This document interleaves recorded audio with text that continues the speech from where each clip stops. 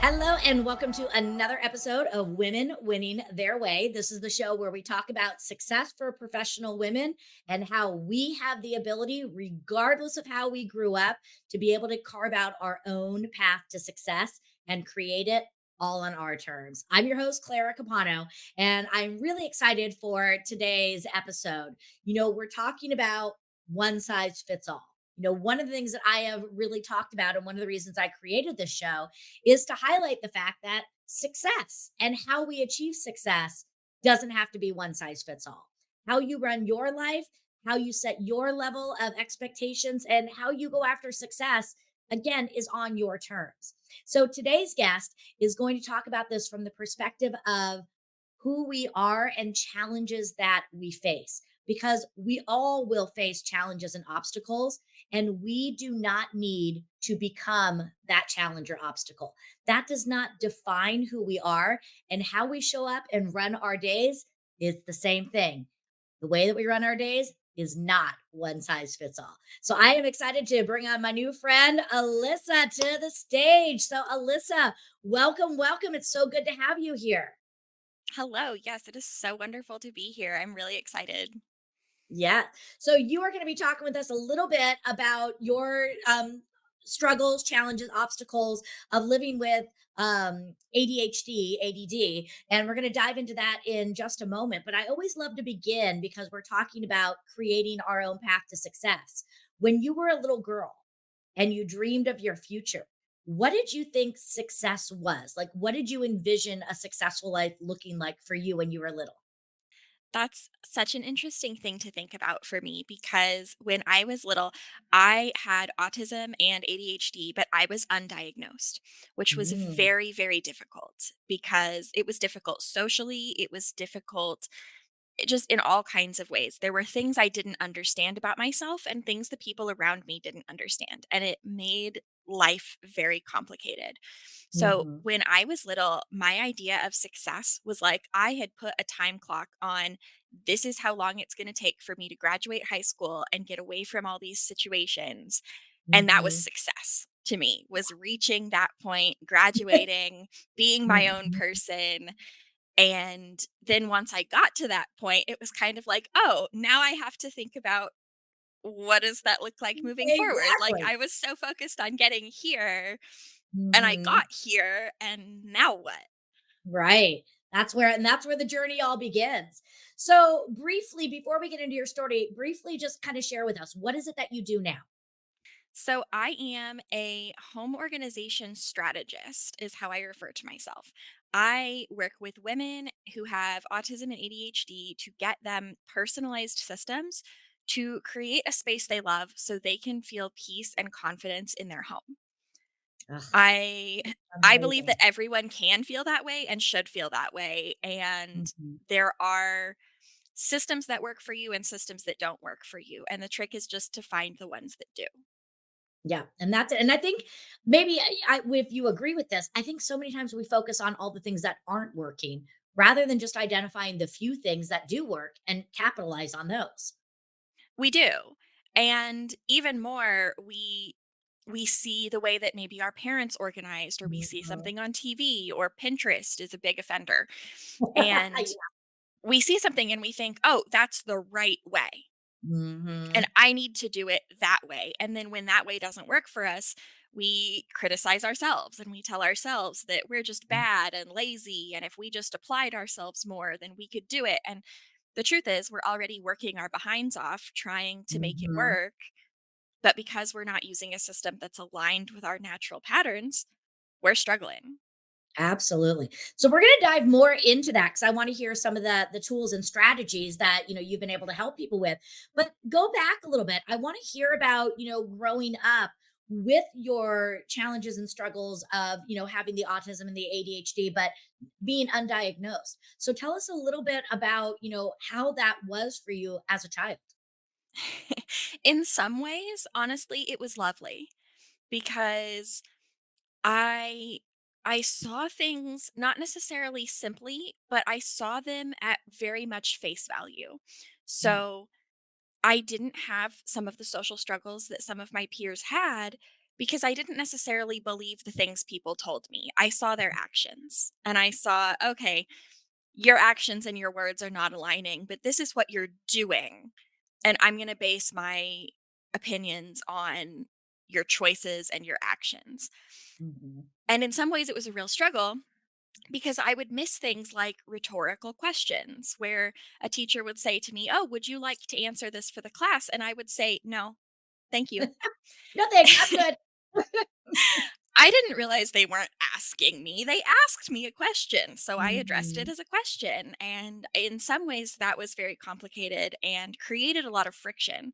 Where I think if my teachers, my peers had understood that I was just experiencing the world very differently from the way that they were, we both could have given each other a little more grace.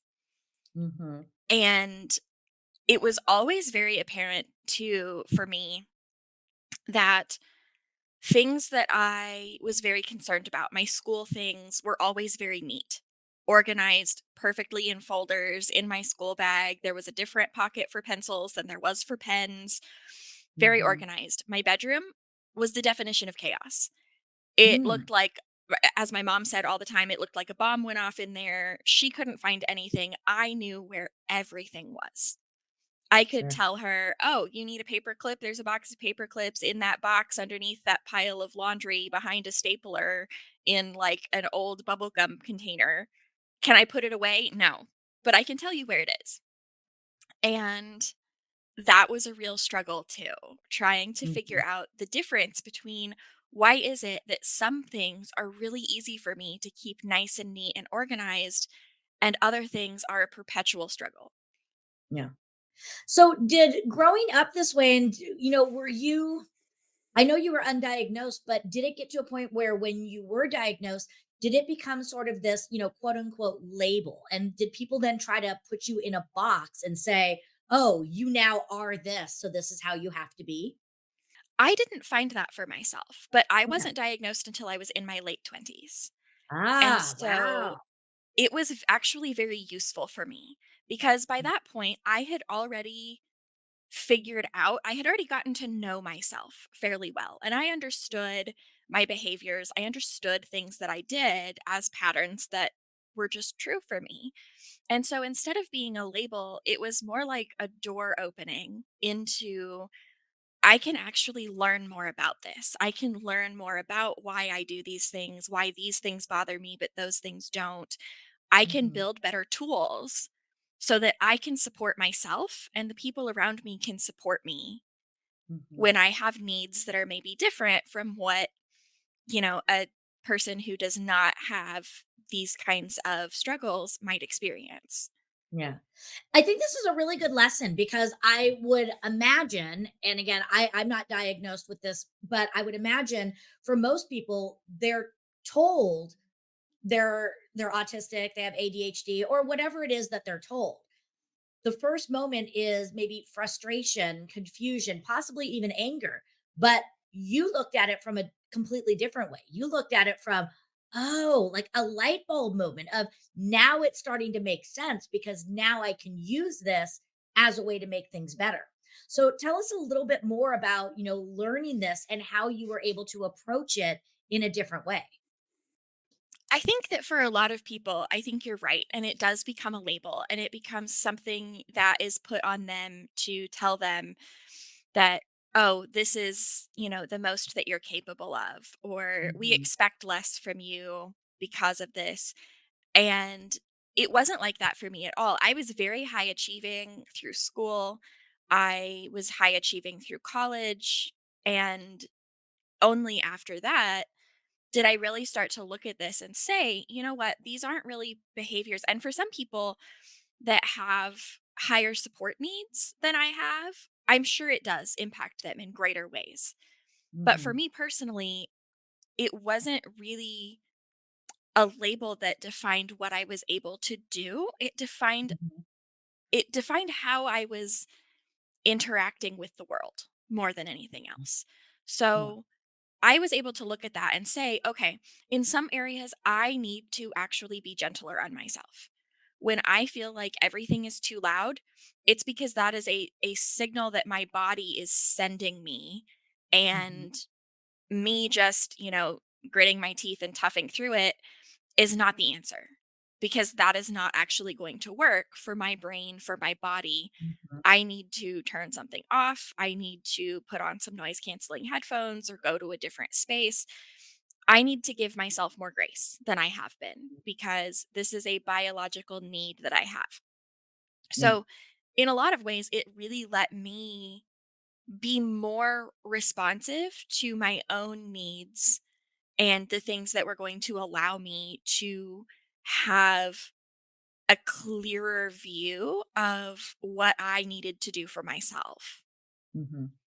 I really like that. And I want to just, kind of ask sort of from a personal standpoint. Now, my son, who's now 18, he really struggled. And what we found out when he was about in middle school is that he struggled with like executive functioning and some of these. And unfortunately, we tried really hard not to, but he sort of put himself in a box and labeled himself as something's wrong with me. I'm different. I'm stupid. I can't learn these things. So I would love to get your perspective, for either parents, teachers, leaders who might have, people on their teams. What are some things that we can do to be more proactive and more supportive for those around us that might have different ways of learning, to be able to guide them, help them to get the support that they need, and to help them to feel that there isn't anything wrong with them. Again, this is just a different way. I love this question. My background is actually in education. And so this is something that I've worked with for quite a while. And I would really say two things. The first thing I would say is that we need to watch our own biases, because frequently we will see a situation where someone is behaving in a certain way and it bothers us. And then we find out, oh, that person has ADHD, that person has autism, that person has whatever it is. And then we're like, oh, well, that behavior is okay now. They don't Mhm. owe us a diagnosis for us to believe that they're doing their best. So, keeping in mind our own biases and like, would I feel that this behavior was okay if it was being done by someone that had a diagnosis that I knew about? Mhm. Because they don't owe that to you. Even in a workplace, they don't owe disclosure of that. They're Mhm. welcome to if they want, especially if they're looking for accommodations, but they don't owe that to us.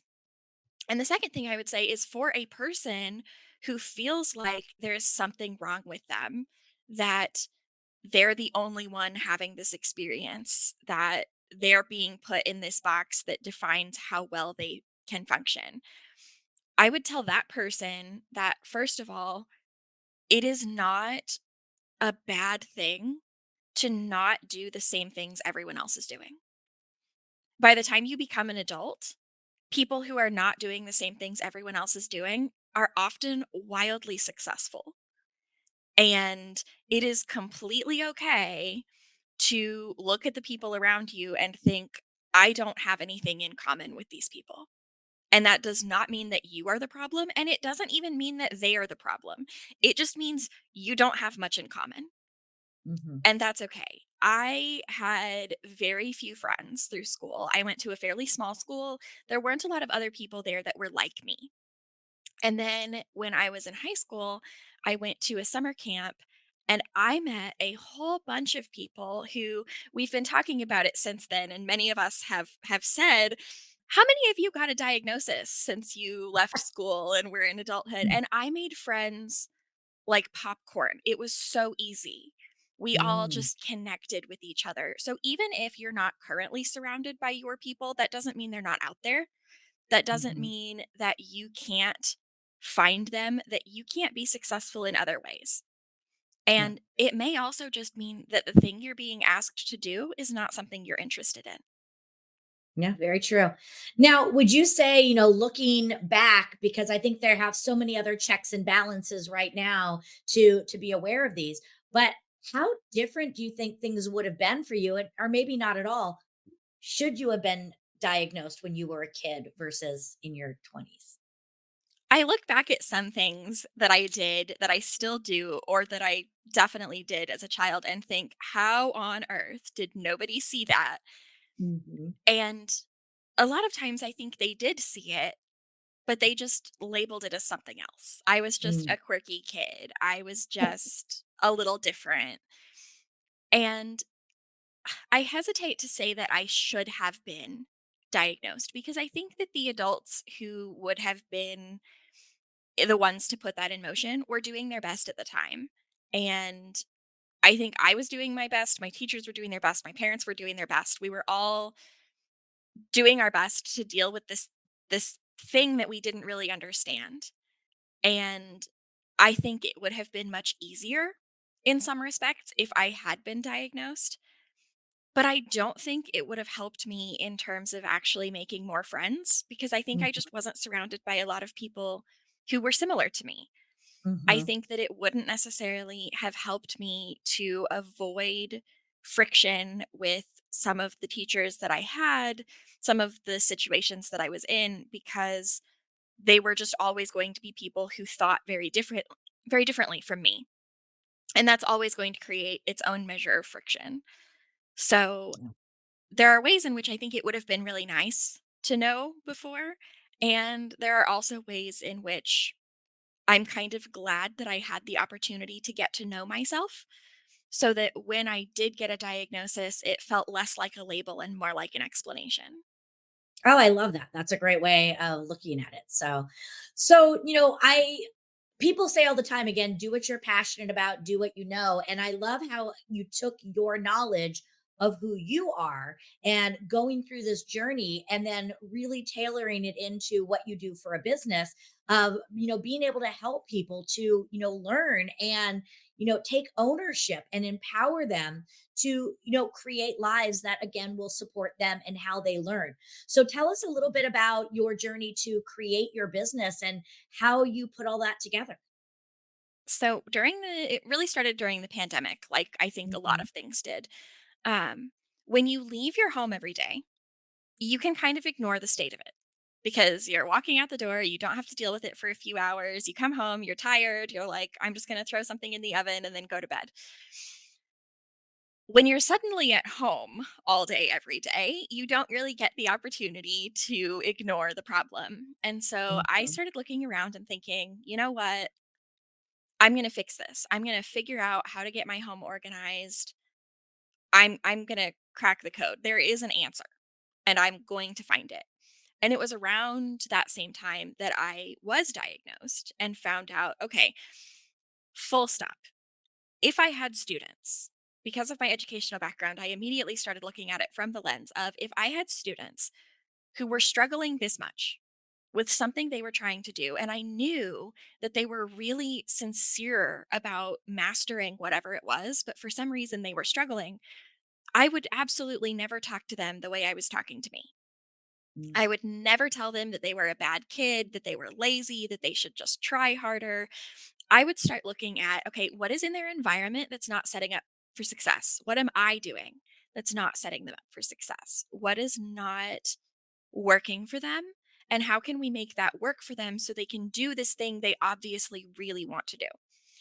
So I Mhm. started looking at, okay, what do I need? And what am I expecting myself to do that's not realistic?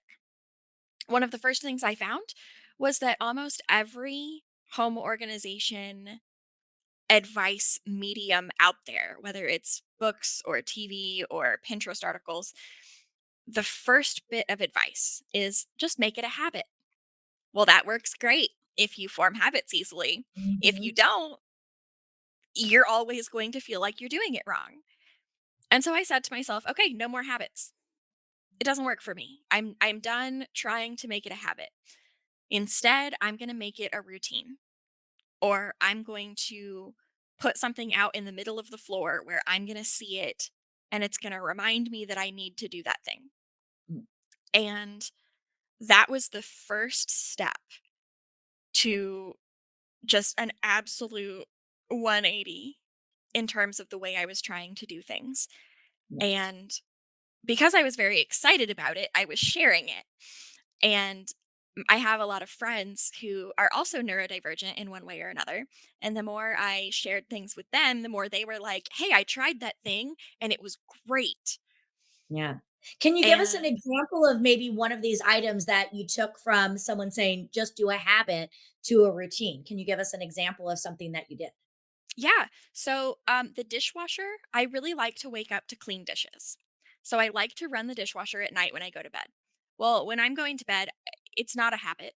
My brain will not create it as a habit. If you look up the definition of a habit, it's something you spontaneously remember to do.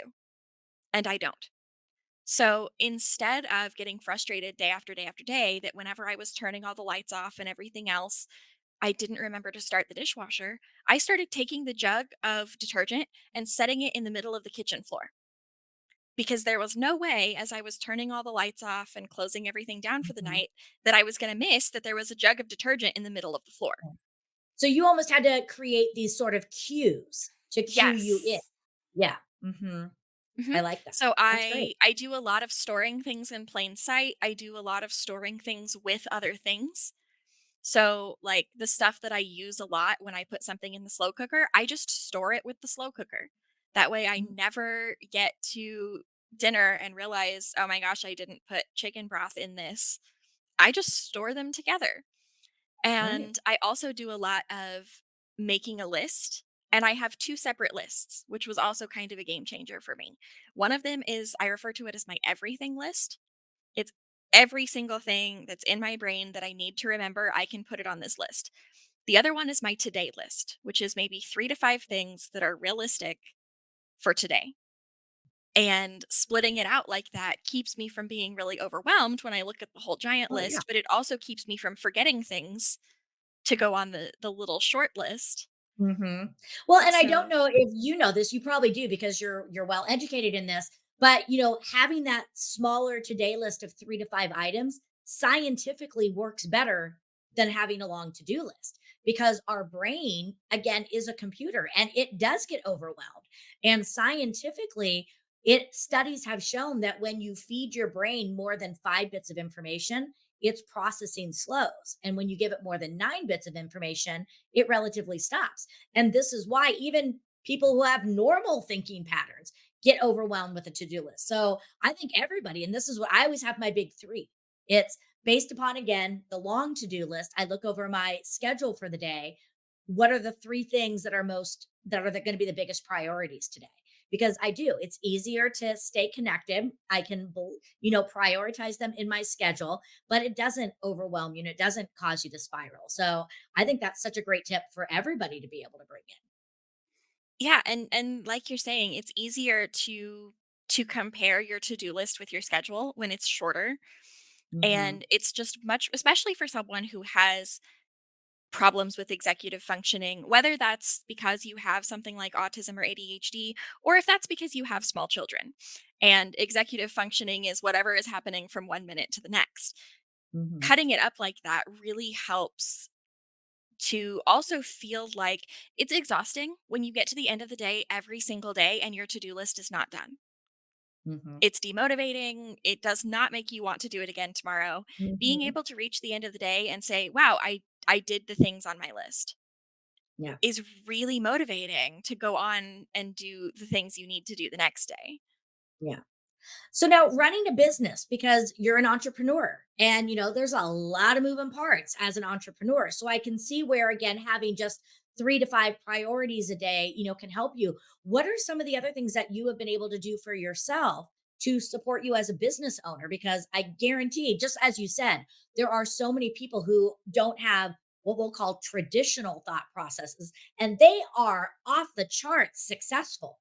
So, what are some of the maybe routines, the other routines that you've been able to create or that you've seen other people do that can really help us to be more successful if our brain isn't wired the traditional way, whatever traditional looks like?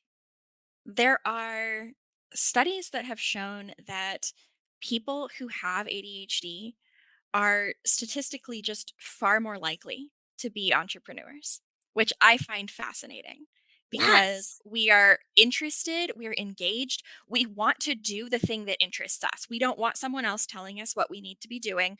We want to do the thing that we find interesting and engaging and worthwhile. And also, then, like you're saying, we run smack up against the fact that that means we have 80 different things we have to juggle, and our executive function may not love that. So, Mhm. one of the things that I try to do is have a set time during the day where I'm going to evaluate what do I need to do. And usually that's pretty much right when I get up. I evaluate what do I need to do today. And then after that, I stop caring about what time it is, about when it gets done. Because if I tell myself I have to do this at 9 and then I have to do this at noon and I have to do this at 2 p.m., that is going to be a real struggle. And my brain is going to rebel against those boundaries. Mhm.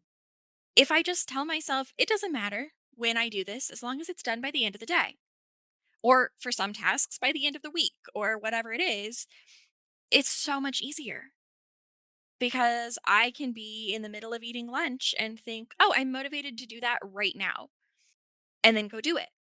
And I'm the one who gets to decide when I'm going to do that. I mean, unless something is deliberately scheduled, I get to pick when I want Mm. to do the things I need to do. And so as long as they all get done, I just don't get too upset about what time it is whenever I do that. I also tend to work better. I'm more awake. My brain works better later in the day.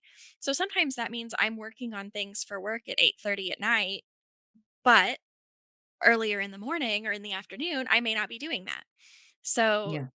I don't have a lot of I don't know what I would consider traditional boundaries on my day. It's not a 9 to Mhm. 5 kind of thing. It's a whenever I feel like it as long as it happens.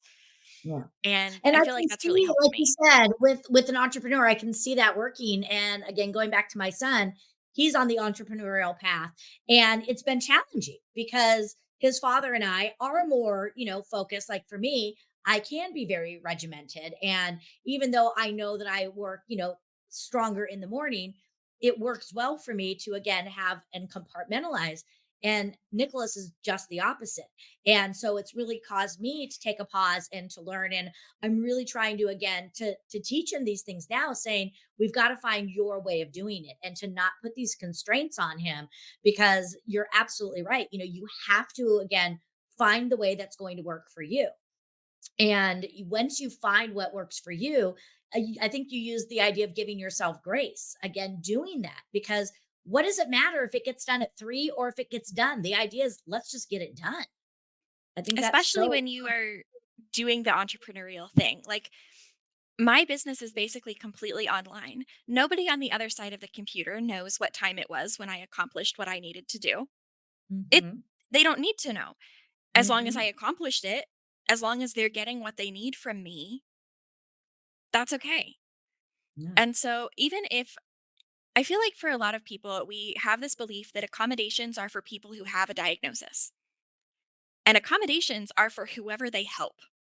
Even Yeah. if you don't have a diagnosis, if you're finding that there are accommodations that work well for you, go for it. Mhm. That's And I what think that's for accommodations are everybody. for. Yeah, Yeah, I think that's for everyone. We all need to have our own accommodations, where it could be, again, an accommodation could be you like getting up early or you like going, staying up late. Those are your accommodations. I love to take a nap in the middle of the day. That's an accommodation for me.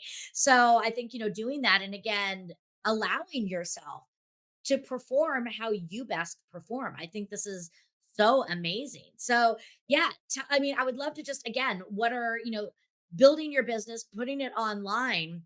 I want to, kind of talk from a business strategy. How are you? Because I know there's other women out here that are watching this that are either building or have their own business. How are you seeking out and finding your target audience and the right clients for you to help? mostly through Facebook and Instagram. Hmm. Facebook groups for especially like late diagnosed autistic Hmm. people are full of people having the same experience that I was having. Hmm. And it's a real joy to be able to reach out to them and say, hey, I know that this is a struggle. I know exactly what kind of a struggle this is. And I also know that it doesn't have to be. Hmm. And a lot of those people are hanging out on social media. And especially right now, there are a lot more women that are getting diagnosed in adulthood right now because we're just starting to kind of figure out Mhm. what these things look like for women because they Absolutely. don't. I mean, I think that the typical picture of autism that we have in our head is a dark haired 9-year old boy with a train set. Mhm. And that just doesn't describe most of the people. I'm sure that describes some of them, but that Right. just doesn't describe most of the people who are having this experience. And Mhm. so that's another reason that I like to tell people, even if you don't have a diagnosis, if the accommodations are helping you, use them, Yeah.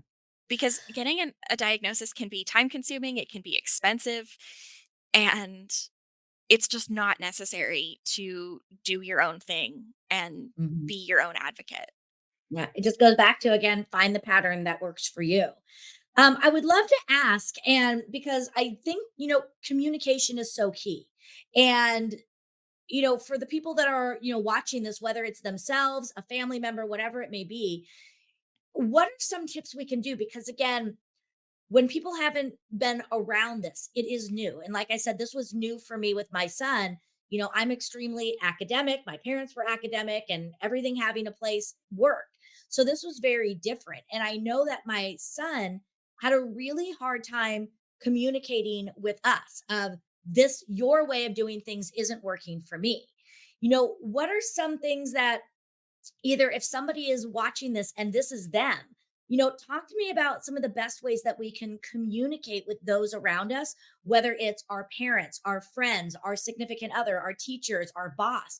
What are some of the things that we can do to come from a place of strength? I know that we don't have to disclose it legally, but what are some of the things, and what are some ways that we can properly communicate this so that we're really educating people, not using it as a crutch to let us off the hook, but again, making people more aware so we can have a better engagement with everybody.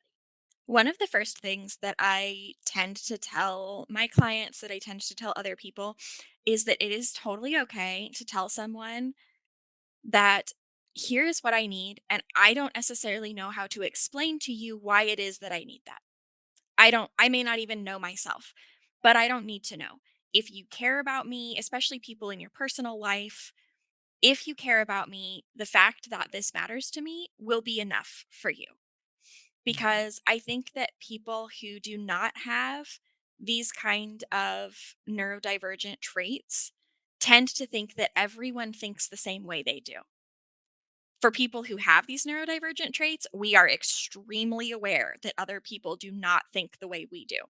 Mhm. But people who don't, there are lots of people around who think in a similar way. And so it's very natural to believe that when you're communicating something, the person you're communicating with is understanding you in the way that you're trying to present information. And going back and reminding yourself, if you are a parent, a spouse, a relative of someone who has these kinds of traits, reminding yourself that you don't necessarily understand their experience and they don't necessarily understand your experience, and that's okay, can be really helpful. Mhm. I was talking to someone recently who was saying to me that her partner always liked to have the TV on for background noise, and it Mhm. drove her crazy. And I was telling her, even if there's this belief that like he deserves to have the TV on, you also deserve to have it turned off sometimes. Just because you own it, just because it's in your house, doesn't mean it always has to be on. Mhm. And to express that, you don't even have to know why it bothers you. It is enough for you to say, I need this to be turned off right now. I don't even know why. I don't know how to tell you why I need that, but it's bothering me and I need it to be turned off right now.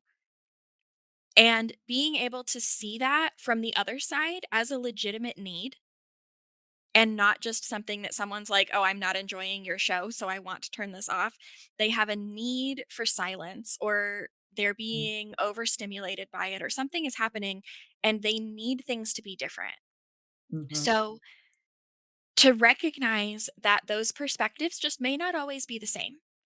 but then also to learn to recognize when specifically the perspectives are not the same and what you can do to get back onto the same page, which sometimes is as simple as saying, I feel like I'm not understanding your experience and you're not understanding my experience. So, how can we get Mhm. back to a place where we can engage with each other in a more productive way? Yeah. And I feel like in my home with my partner, this happens sometimes where we have these conversations that feel very formal, where we'll say, "Okay, is this a time when you are able to do this?" He'll say to me like, "Okay, we are going to leave for the weekend, so we need to run a bunch of laundry through, but the dryer is kind of noisy. Is this a time when you are able to tolerate the sound of the dryer being on for a few hours at a time while we run all this laundry through? And if not, do you need to go to town? Do you need to do something else that we need to get done so that we can do this? Or do we just need to do this at another time?" Yeah. And in some ways, it feels very formal, but in other ways, it works so well because we've set up this situation where he knows that I don't necessarily have a good explanation for how I feel about it. And I Mhm. know that he's genuinely trying to help me, even if he doesn't get it. And Yeah. even if he's not having the same experience. So I love it that. can Yeah. feel awkward at first, but Yeah. it's It's really worth, communication. yes.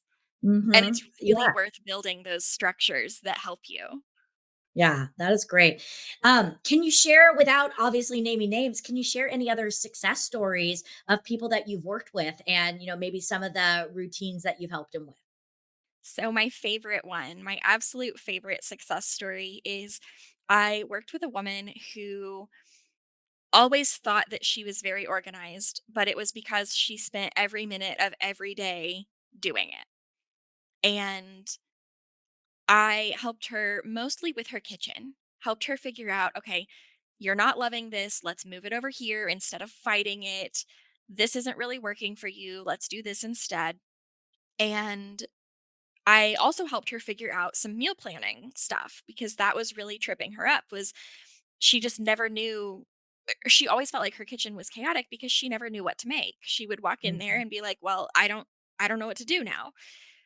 So, I helped her figure out, okay, here's how you can come up with some better strategies that you can use for figuring out what you're going to make. And she got back in touch with me a while later and she was just delighted. And she said, I have family coming in this weekend. One of my family members that's coming in is herself a big cook. She's so good at it. It's always intimidating to figure out what to make for her, but I already know my kitchen's not a mess and I already know what I'm going to make and all that's left is the grocery shopping and I don't feel embarrassed to have my family in my home anymore and I Mhm. don't feel like it's a struggle to figure out what am I going to do while they're here and how am I going to feed them and it's all going to be a mess and a disaster. It just doesn't feel that way anymore. And I was so pleased for her because there's no better feeling than hanging out with people that you love and feeling really good about it. Yeah. Oh my God, what a great story, and how, empowering for her. And I think that's why, so many of us that start, our, sort of our consulting, it's those stories. Yeah, money's great too, but it's really seeing that impact and seeing the difference that we can make. And, that's why I love so much of what I do in that teaching aspect. It's, just seeing them when they're like, "Oh, I finally get it to work." It's so refreshing and just so beautiful. So, you are doing some amazing things. And I know that, you started your company over, COVID, but, you're nowhere near it being done. So, what exciting things are happening in your world and what's next for you? I just launched a course for it's all about kitchen organization. And I started in the kitchen because that's really where a lot of people have issues that I find Mhm. because it's one of the only rooms in the house where we're never relaxing. Yeah. We basically only go in there to work. And that means that when it's not working well, it feels really bad. It feels overwhelming. And we start telling ourselves all these things. So I thought, let's start there and let's get that working well. And Mhm. Not in my way. I don't want anybody else to organize the way that I organize unless that's what works for them. I want them to do it the way that works for them because that's Mhm. how they're going to have that ongoing success. I want it to be sustainable. With that in mind, what I am about to start doing is I am very close to sort of relaunching and reopening a one on one coaching program so that I will be actually working with clients rather than just through workbooks and courses to figure out the issues that they want to fix inside their homes and work through my system of figuring out how to really get them the best systems that are going to work with their own intuitive patterns of organizing so that they can feel really, really good about the places Mhm. where they live. Oh, And I think that's fantastic. I'm so excited about it. I love I that part. bet. Well, please, when you get that done, let me know so I can share it with our audience. Cause again, we work with so many, entrepreneurs, and I know that there's a lot of people that will serve. So that's fantastic. And we're going to put all of your contact information. I know you have your website, and you're following up, but we're going to make sure to put all your contact information in the show notes. So one last question that I have for you is we started the conversation with, when you were a kid, what did you think success would be for you? So now, sitting where you are today and you're reflecting on success, how do you define success for yourself today? I define success by the day. I define success by being able to define success, by being able to choose from day to day what is important to me and Hmm. what is not important to me. And I really value being able to live my life in such a way that I can focus on the things that are important to me and not focus on the things that aren't. And that is such a luxury. And I am so fortunate to have it. And it feels like success to me every single day. That is fantastic. And I really hope people are taking that to heart because you're right. Success is just getting through the day sometimes and doing it your way, and feeling proud about the work that you just did that day rather than having it to be this big picture that everybody is trying to attain and driving themselves crazy with. So Alyssa, thank you so much for being part of the conversation. I learned a lot from you. It's really getting me thinking about some of the things that I can do better as a mom, and also better with some of the clients that I work with. So I think that what you're doing is absolutely beautiful, and I really honor you. And I'm so glad that we were able to get connected and be able to have you here. So thank you for spending time with me today. Yeah, thanks so much. So what an amazing conversation. She really opened my mind up to some different thought processes. One of the ones that really stands out is this difference between, again, habits and routines, because I think we use the word habits when really what we're talking about is creating routines, and even sometimes in the simple semantics, but again, making things work for you, having those cues. I loved when she talked about, putting the cleaning solution, right in the middle of the floor. And, I did something like that. One of my business partners taught me this long time ago. I do a lot of handwritten notes, but I would write the notes, put them on my desk, and forget to mail them. Well, I started putting them on my floor so that when I got up out of my chair, they were right there. And it was that trigger, that cue that reminded me to do these things. So, again, if you're struggling to get things done, maybe think about what are some cues you can do. It could be, I guess, as simple as, again, maybe, having the keys near the door. If you want to take your dog for a walk, again, maybe having, the leash right by the back door, or little things that are going to work with you. I love those ideas of creating more routines and having those triggers. Cannot stress enough the message of find the pattern that works for you. And I love when she talked about the fact that she works with people, and even though she has her way of doing things, she doesn't expect the clients that she works with to do them exactly the same. And I think that regardless of if you're neurodivergent or not, you've got to think about this for yourself. And I say this all the time too: find the patterns that work for you. If it's better for you to wake up and work out and do things earlier in the day, great. But if it's better for you later in the day, That's great too. There is no right, there is no wrong. And the power of not necessarily putting time frames, which is very different than a lot of the things that I share. And it really caused me to look at things in a different way because I do talk about time prioritization and working on these and building deadlines in. But you know what? If that doesn't work for you, then don't do it. Maybe your deadline is today. It doesn't have to be done at a certain time. So I love that idea of really authentically listening to yourself and giving yourself the freedom and the grace to work outside the box and to create what works best for you. Because at the end of the day, it really doesn't matter if it's done at 11 a.m. or if it's done at 5 p.m. It's a matter of, is it getting it done? So I think, again, taking some time to really look inward. And I love what you talked about too with the idea of making sure you're communicating. Again, coming up with those agreements with those around you. If something isn't working, talk about it and say, how can we make this work for both of us? What compromises can we make? But rather than getting frustrated, talk about it. You don't have to have an explanation of why it works or why it doesn't. It's not working.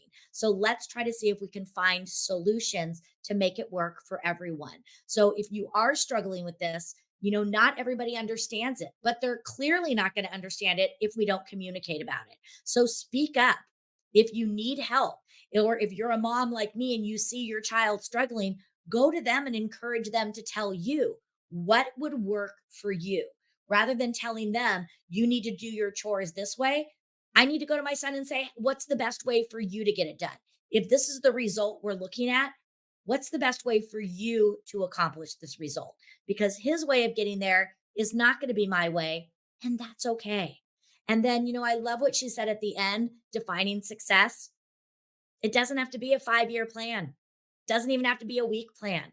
Sometimes success is just getting through the day and getting through the day and knowing that you did your best and you did it on your terms. So I appreciate you watching, following, and I think that today's message was so powerful and really resonates with the overall message of the show, which is again, defining success and creating your path to success all on your terms. So thank you so much for watching, for following.